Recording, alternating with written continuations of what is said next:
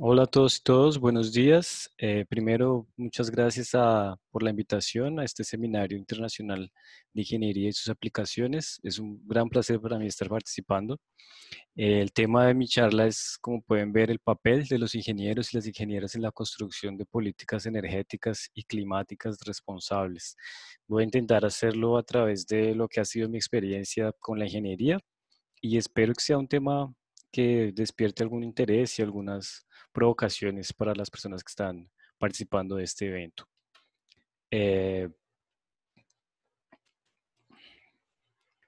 bueno, primero, hablando un poco de mi perfil, mi nombre es Hamilton Ortiz, estudié Ingeniería Mecánica en la Universidad Nacional de Bogotá, me gradué en 2011 y después hice una maestría en Ingeniería Mecánica también en la Unicamp, aquí en Brasil, en Campinas, como algunos colegas que están por ahí también. En 2012 hice un curso con certificación en ISO 50001, que es certificado de sistemas de gestión de la energía, y recientemente el año pasado me certifiqué como profesional de medición y verificación. Y hace unos 2, 3 años soy miembro de la Sociedad Internacional de Ecología Industrial. Digamos que eso definiría así en términos generales perfil profesional, pero quisiera hablar un poco sobre los temas y, digamos, las líneas de investigación que he seguido a lo largo de estos años que tengo como práctica profesional. Primero estuve por 3 años en Petrobras, Colombia, trabajando con eficiencia energética en sistemas de exploración y producción de petróleo. Primero como practicante, después como ingeniero mecánico junior, y digamos que fue un inicio de carrera. Ese trabajo en Petrobras fue un inicio de una experiencia muy rica, con compañeros eh, con grandes amigos, digamos, en la época de Petrobras en Colombia. Después de esos 3 años decidí eh, aprofundar un poco y aprender un poco más sobre análisis energética y exergética de segunda ley de la termodinámica, también sistemas de petróleo y gas, de exploración y producción, pero ahora con un enfoque en plataformas offshore. Hice eso en la Unicamp, un proyecto financiado por el grupo BG, que ahora hace parte del grupo Shell. Y eso pasó entre 2014 y 2017, un proyecto de investigación de 3 años, los 2 primeros años siendo la maestría. Después de estar o al mismo tiempo, digamos, al final de este periodo investigador, entré en una empresa que se llama Mid-City Proyectos, una empresa específicamente orientada a la eficiencia energética en edificios, en industria. Recientemente hemos hecho más trabajos abiertos hacia el transporte, hacia la habitación social, y desde el comienzo la empresa ha tenido, digamos, un enfoque también en políticas y en planeación energética a nivel nacional, municipal. Estoy en MITSI desde 2016, ya son 4 años de trabajo con varios colegas de varios países, en este momento principalmente brasileños, pero pues ya pasaron por la empresa personas de diferentes nacionalidades. Fue fundada por un colega escocés, y voy a hablarles un poco de esa experiencia, no como casos puntuales, más de lo que ha sido el aprendizaje en esa experiencia con relación al tema del evento. Recientemente también, desde 2018 para acá más o menos, comenzamos con un colega también de la Universidad Nacional, Felipe, una iniciativa llamada Sucata Cuántica, que es un trabajo específicamente en residuos, en reuso creativo de residuos, un concepto que se llama upcycling, que es, digamos, la forma de no reciclar, sino supraciclar o sobreciclar, darle a los materiales un significado, un valor mayor al que tenían en su primer uso.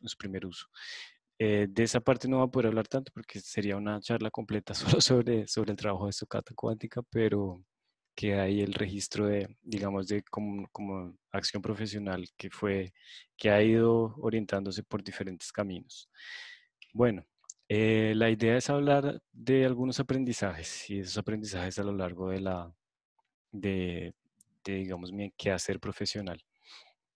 Si fuera a hablar de mi experiencia de la práctica de ingeniería como proyectista o como ingeniero junior, podría decir algunas cosas técnicas, algunos conceptos como la cuestión de que en sistemas motrices, motores, bombas, compresores y en sistemas térmicos como calderas, como intercambiadores de calor, sabemos que hay condiciones nominales, condiciones en carga parcial, condiciones fuera del proyecto of design. Digamos que eso lo viví en la práctica y tuve que ver claramente cómo una cosa es lo que se proyecta, una cosa es lo que se diseña y otra cosa es lo que pasa en la vida real y cómo los equipos se comportan con las diferentes condiciones de carga y de flujos que hacen que la eficiencia se vaya para otros valores, otros niveles y nos hace aprender mucho sobre cuál es nuestro papel como diseñadores y cómo acompañar ese diseño a lo largo de la vida de un producto, de un sistema. Aprendí también, por ejemplo, que el trabajo de control para, digamos, si yo quisiera alcanzar una eficiencia máxima, una eficiencia alta de un sistema, eficiencia energética o de otro tipo, no depende únicamente del instrumentista o del ingeniero mecánico o de la persona que diseñó cada uno de los sistemas, depende de todas las áreas al mismo tiempo.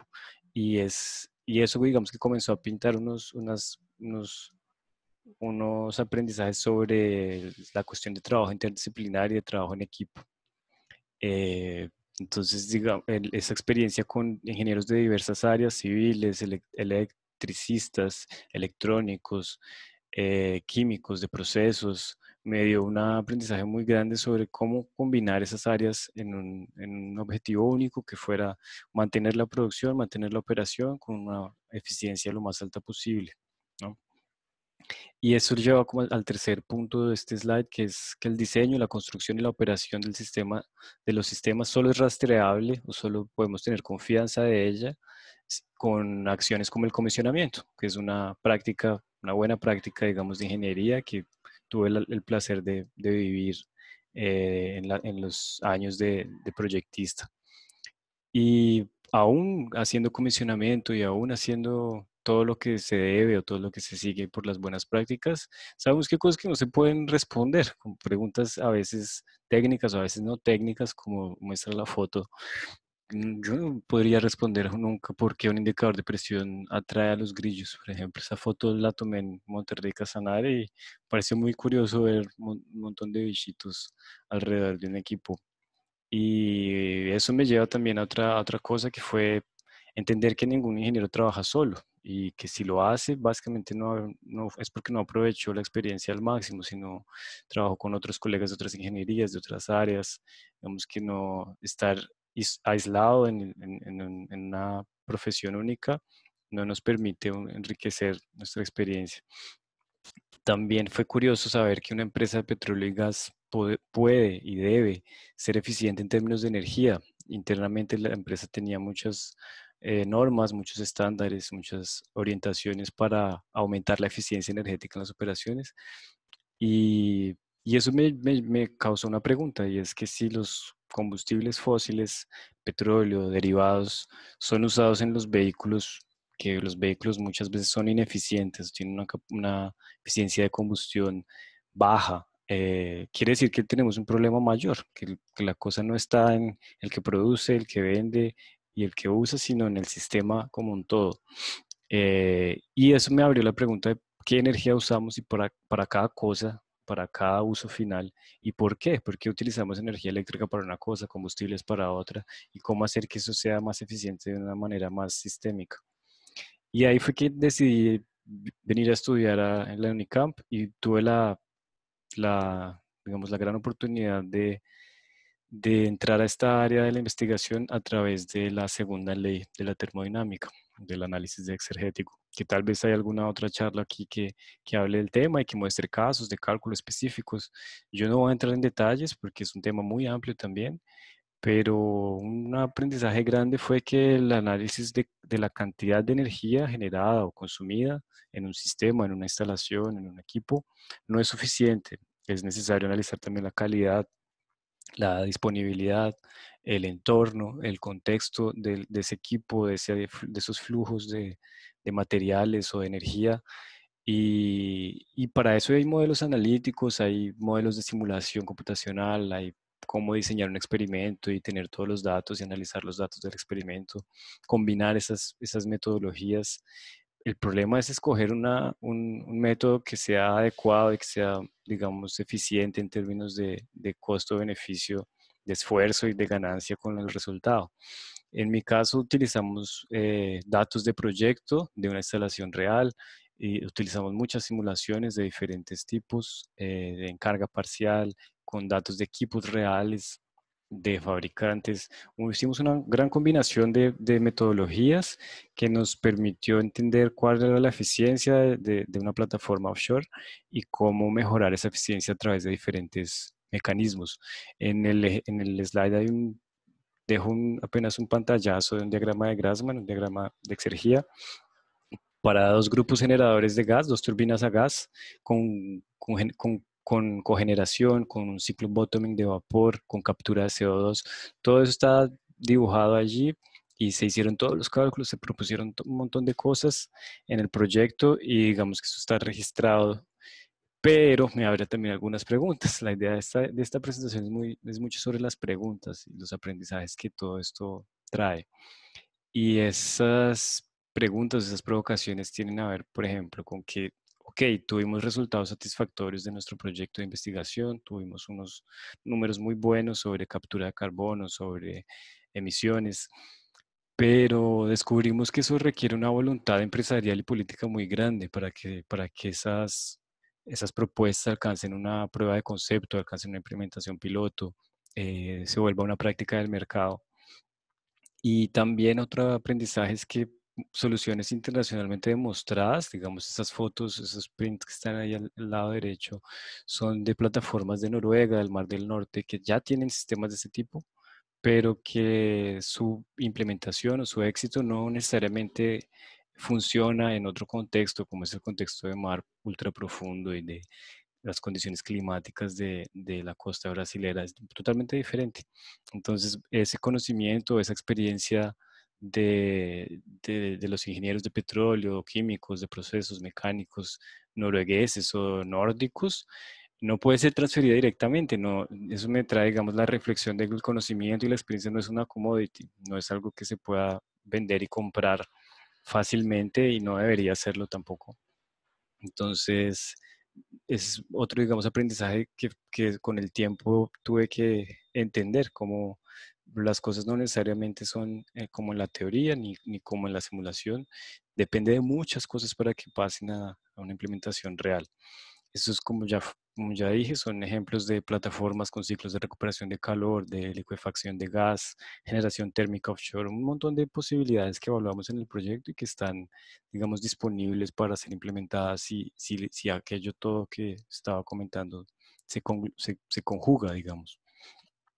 Ya pasando, digamos, saliendo del proyecto de investigación y pasando a una experiencia de ingeniero como consultor, que es, digamos, los últimos 4 años en Mid-City Proyectos, un montón de aprendizajes también sobre, por ejemplo, que pocos están dispuestos a pagar financieramente por estudios, infelizmente. Infelizmente para, digamos, el balance comercial, financiero de la empresa en algunos años ha sido muy difícil, otros años ha sido mucho mejor. Eh, Va cambiando con el tiempo, va cambiando con el contexto, pero cuando digo pocos me refiero a personas naturales, empresas, gobiernos, universidades. Es difícil que una organización, una persona se comprometa con un estudio. Mucho más fácil comprar o adquirir un material, un producto, ¿no? Eso es, digamos, que quien trabaja como consultor sufre un poco para demostrar cómo su entrega de valor tiene un precio y tiene que ser remunerada. Eso me trae también a la, a la lección aprendida, digamos, de que el mercado pone bienes y servicios con niveles de eficiencia y de impacto ambiental que no necesariamente son los mejores. Lo vemos recurrentemente en los análisis que hacemos de equipos instalados que tienen una eficiencia muy baja, cuando en el mercado hay equipos con mucha más eficiencia energética, por ejemplo. No solo energética, sino eficiencia en el uso de recursos, en el uso de materiales.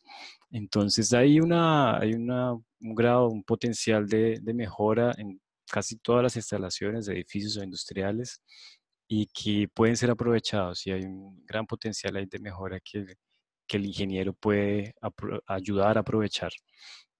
Otra conclusión es que la inserción o la penetración de acciones de sostenibilidad alineadas con el medio ambiente es una cosa que se demora y que pasa por varias etapas, por la etapa del impacto, digamos, de hacer una medida, hacer una acción y cómo ella impacta directamente en un volumen de control cerrado y pequeño y cómo eso va transformando procesos, va transformando el mercado con efecto de mercado en sí. Y me parece o concluí, digamos, de algunos estudios y investigaciones específicas sobre políticas y programas específicos, que pocos casos saltan etapas, saltan esa etapa de un impacto local, después un cambio en los procesos y después un efecto de mercado. Y de hecho existen metodologías para analizar cada una de esas tres escalas, para hacer evaluación de programas, evaluación de impacto, evaluación de proceso y evaluación de efecto de mercado. Y casi en todos los casos es en esa escala. Entonces no podemos pensar que un producto, un servicio, una política llegue y transforme disruptivamente el mercado sin haber pasado de alguna forma por un impacto directo en un indicador específico o en procesos. Digamos que es un aprendizaje que puede ser mutado, puede ser que cambie con el tiempo y cada vez vemos cosas más disruptivas también, entonces no quiere decir que nada de lo que está en estos slides esté escrito en piedra, todo tiene potencial de transformarse. Y bueno, una conclusión un poco desafortunada es que la energía es desperdiciada en lugares inusitados y de formas inimaginables. Digamos que en la práctica de estos últimos años he visto todo tipo de ineficiencias de todas las escalas. No digo que sea en un sector o en otro, o con una cantidad o con otra. En todas las escalas vemos diferentes fuentes de ineficiencia. La foto de al lado es un dreno, un drenaje de vidrio fundido en una fábrica de producción de frascos de vidrio.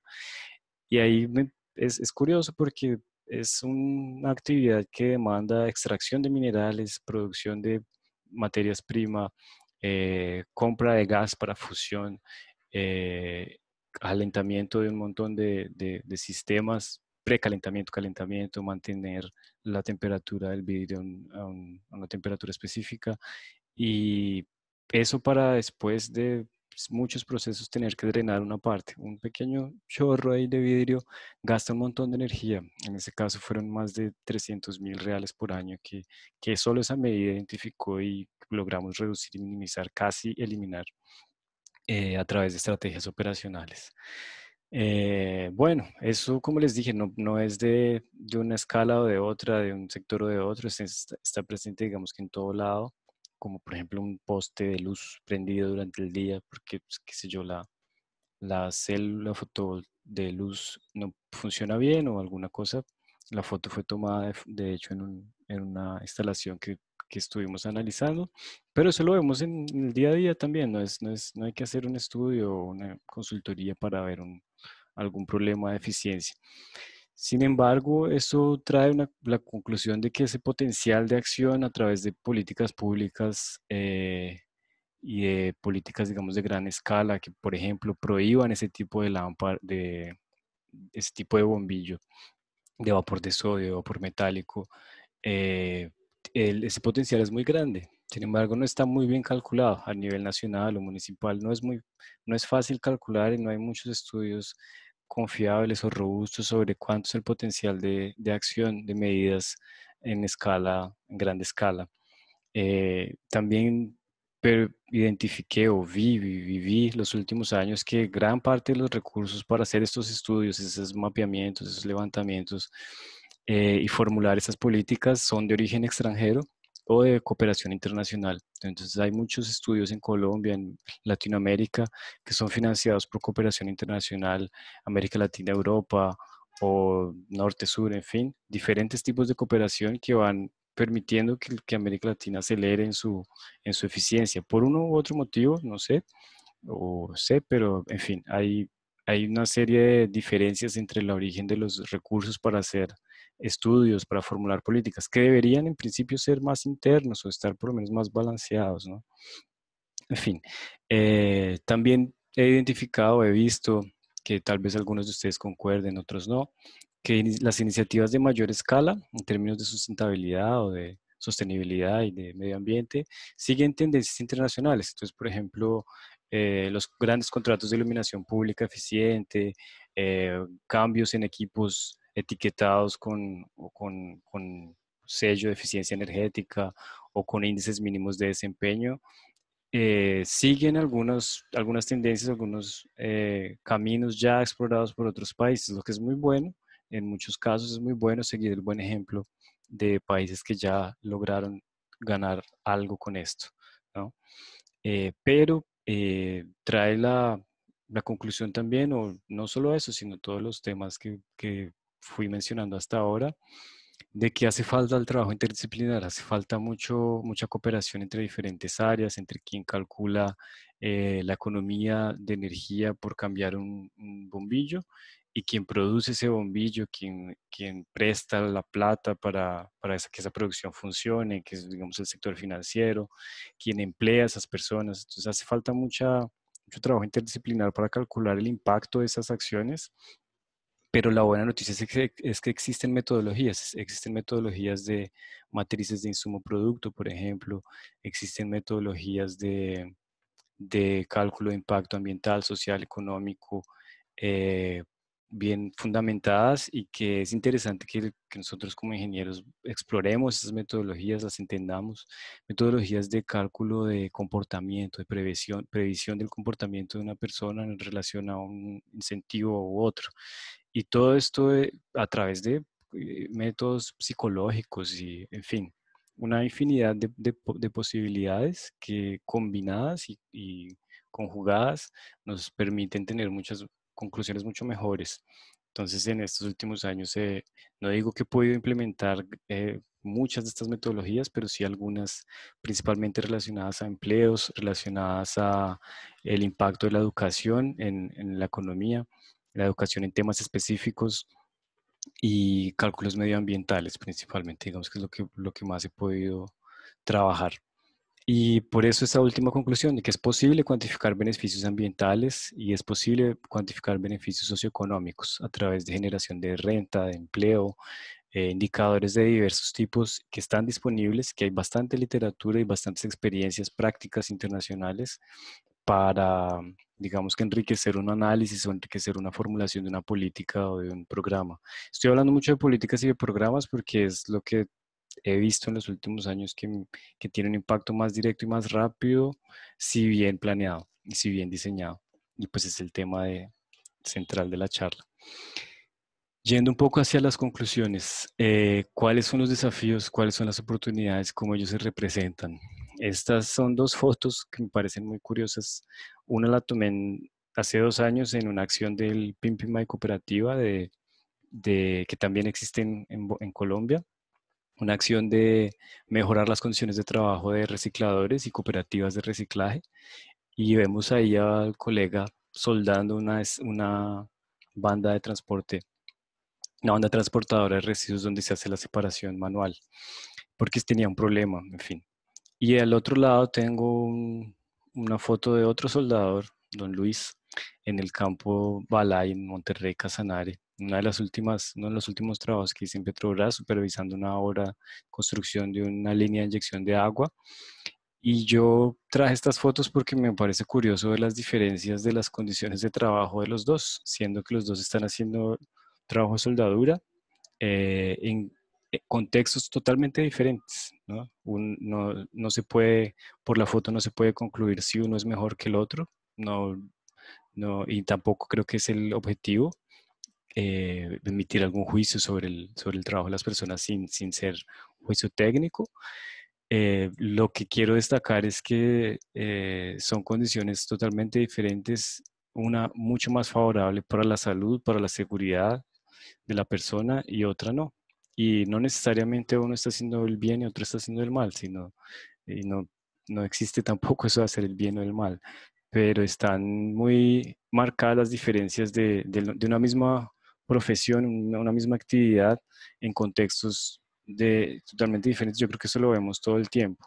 Lo que quiero decir con eso es que habría una posibilidad de apuntar nuestros esfuerzos hacia algunos destaques, algunas acciones de destaque, como esa que estaba comentando con la foto es la tercera de esta lista, que actividades iguales son remuneradas diferente, con algunos vicios de género, de raza, de clase social, de sector de la economía. Y no debería ser un poco más justo la remuneración de una actividad en función de la capacidad de la persona. Otras conclusiones, otros desafíos, como lo quieran llamar, es que las áreas del conocimiento no conversan entre sí. Yo lo mencioné antes, que necesitamos interdisciplinariedad y no se ve mucho eso en la práctica del día a día del ingeniero. Vemos más islas de ingenieros trabajando como ingenieros y no grupos tan multidisciplinares, por lo menos no en el mercado. También hay problemas como por ejemplo que las esferas de gobierno nacionales o subnacionales no se ponen de acuerdo, o las reglas que pueden estar claras no siempre se respetan, y eso impacta en el diseño de las políticas públicas. Infelizmente impacta. Otro punto importante es que la sociedad civil no está tan bien organizada como podría. Trabajamos mucho, sí, todos los latinoamericanos trabajamos mucho y es muy demostrado internacionalmente que el latino trabaja bastante, pero no aprovechamos ese trabajo para participar, para construir una agenda, digamos, de programas que nos beneficien más allá de nuestro salario, de nuestra remuneración. Muchas veces porque esos mecanismos no son claros o son poco eficientes. Queremos participar, pero no vemos los espacios para hacerlo, o no vemos algún riesgo con nuestro puesto si llegamos a decir que algo está bien, algo está mal. Eh, Esto me lleva, digamos, a una conclusión un poco relacionada hasta con el tema del seminario, y que lo vi en la página del seminario, y es que me parece que en muchos casos separamos la técnica tangible en ingeniería, el quehacer técnico, con esa posibilidad de crear mundos que no existen, de crear una cosa a partir de nuestro ingenio y de nuestra creatividad. Y dejo ahí una frase de Pacífico Cabrera relacionada a la paz, pero que aplica un poco a este tema todo, y es de que todo el mundo habla de algún tema, de paz, por ejemplo, pero nadie se compromete.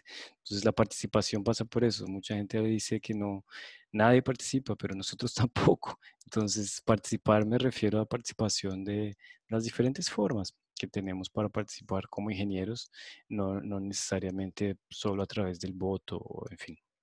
Hay muchas posibilidades de participación desde nuestro quehacer profesional. Bueno, esta es una foto más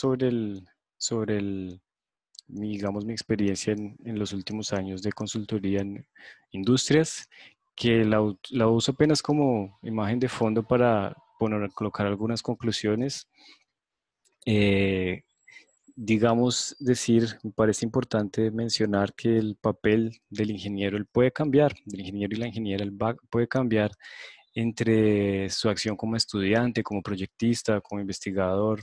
Si se vuelve o se quiere volver consultor, el ingeniero o la ingeniera va a cambiar su papel. Si quiere ser profesor o profesora, este papel va cambiando a lo largo de la vida, ¿no? Lo que quiero destacar es que en todos los casos sería bueno si aprendemos de macroeconomía o de economía, de política, de derechos humanos, de diversidad. Esto no es ajeno a nuestra práctica profesional, y espero que los ejemplos ilustren un poco eso, pero bueno, creo también que los ingenieros y las ingenieras deben entender mejor, de una manera cualitativa y cuantitativa, su impacto ambiental y social de todas nuestras decisiones, y que el diseño, la operación de los sistemas que proyectamos, que operamos, que investigamos, esté orientado hacia la mitigación, la adaptación, la resiliencia y la regeneración ambiental. Es evidente el cambio climático, es evidente la pérdida de biodiversidad, acidificación de océanos, en fin, hay una infinidad de indicadores que nos demuestran nuestro impacto como raza humana. Eh, por casi último, pues de nuevo reforzar que todo lo que hacemos y decidimos son actos políticos, sean conscientes o inconscientes, y que el lugar donde estamos, el tiempo, el momento en el que estamos y las personas con las que estamos van definiendo nuestra carrera, nuestro camino, digamos. Y me gustaría decir eso, que un profesional puede definir o influenciar la vida de otros. En mi caso pasó claramente y es hasta mi último slide a manera de agradecimiento, tanto a todos los que me invitaron aquí a la charla, cuanto principalmente a mi profesor orientador, que fue quien abrió, digamos, ese camino aquí, esa puerta para venir aquí a Brasil, profesor Valdir Galo, y acompañar esa imagen de gratitud con ese graffiti famoso, esa imagen famosa aquí en Brasil que es gentileza gera gentileza. Y tiene que ver un poco con eso, con todo lo que hacemos puede influenciar a otras personas, puede traer cosas buenas si hacemos nuestro papel bien hecho. Y creo que hay muchas personas en este evento que tuvieron esa experiencia de que un país como Brasil nos abriera las puertas para estudiar, para aprender, para ejercitar nuestra acción profesional en otro contexto, con apoyo, con becas, con financiamiento en muchos casos. No estoy queriendo de manera alguna hablar mal de la educación en Colombia, todo lo contrario. Es más un aprendizaje y una forma de retornar, este evento es una forma de retornar también esos beneficios que de alguna manera muchos de los que estamos aquí tuvimos en estos últimos años. Bueno, espero que haya sido interesante para quien está participando del evento y estoy ahí disponible para preguntas, si el internet lo permite. Muchas gracias y nos vemos en una próxima.